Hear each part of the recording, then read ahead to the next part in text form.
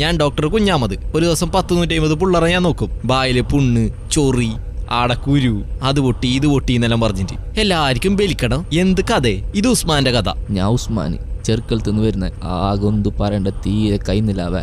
എന്തെല്ലാം ബീഡി വലിക്കല്, സിഗരറ്റ് വലിക്കല്, തുമ്മാൻ തുന്നല് എല്ലാം ഉണ്ടായിന്. ഉമ്മ അപ്പളേ പറഞ്ഞു വേണ്ടാന്ന്. ഇപ്പൊ തീരെ കൈന്നില്ല, ഞാൻ മരിക്കൂപ്പ. ആകെ ബേജാറെന്താ വെച്ചാ ചെക്കൻ പോയി എന്നെ കൊണ്ട് രക്ഷിക്കാൻ കഴിഞ്ഞിട്ട. അതുകൊണ്ട് എനിക്ക് നിങ്ങളോടൊന്നേ പറയാനില്ലു, നിങ്ങൾ വലിച്ചേറില്ല കുടിച്ചേറില്ല.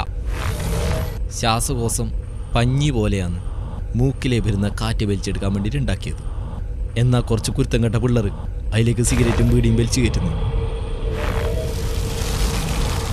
ഓരോ കുരുത്തം കെട്ട പിള്ളേരെയും ശ്വാസകോശം പീഞ്ഞു നോക്കിയാൽ അയിന്ന് വരുന്ന കറ ഒരു ചായ ഗ്ലാസ്സിൽ എടുത്തു നോക്കിയാൽ ഇത്രയും വരും. അത് മതി നിങ്ങൾക്കൊരു ബരുത്തം വരാൻ, വലിയ ബരുത്തം.